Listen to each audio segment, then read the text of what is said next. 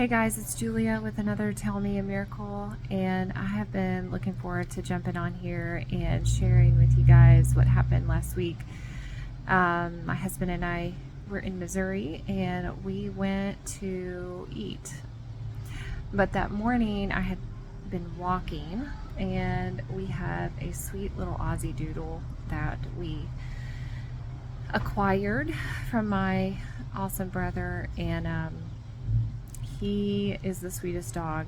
Anyway, I have been trying to walk him because he still has so much energy. And I was walking and praying, and the Lord gave me a picture of this guy.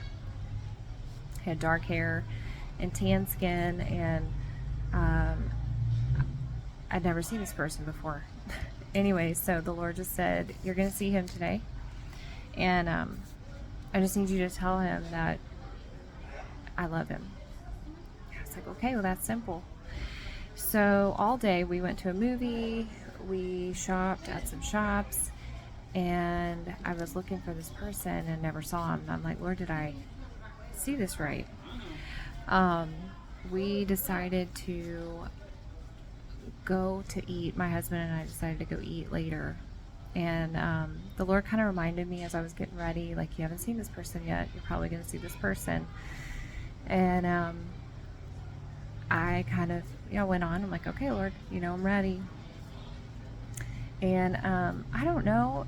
Like, I think sometimes I say I don't want to doubt, but I was like, okay, maybe I missed it today. Maybe I missed this person, even though he had already reminded me that I was probably going to see him.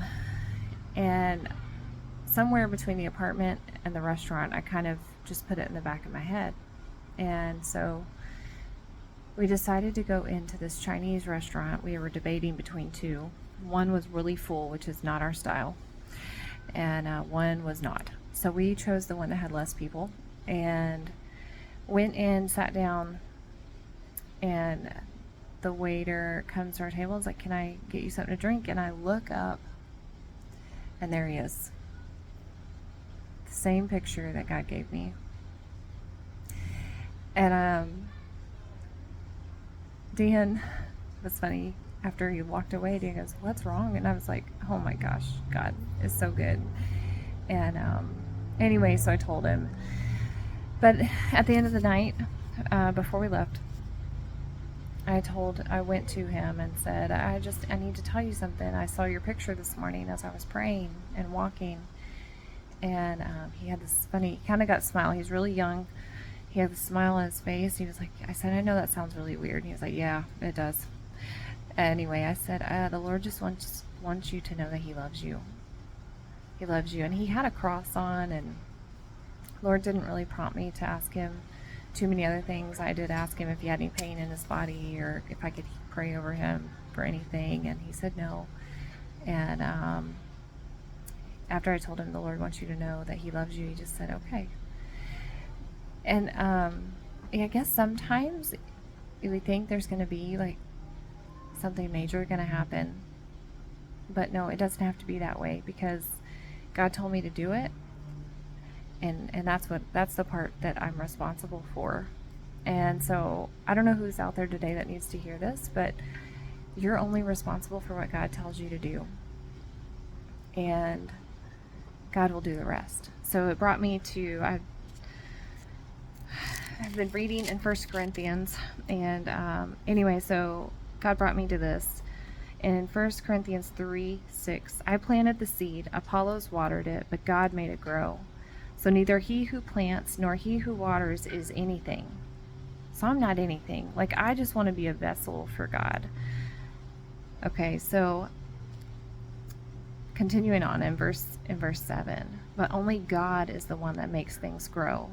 The man who plants and the man who waters have one purpose, and each will be rewarded according to his own labor. For we are God's fellow workers. You are God's field, God's building. So we are only responsible for what the Lord tells us to do. We are to be obedient to him. And then it just made me think of, whatever we're doing, eating or drinking, we're doing it all for the glory of God. That's the reason I'm doing this. It's only for the glory of God, not me, not anybody else. But I just want to bring him glory.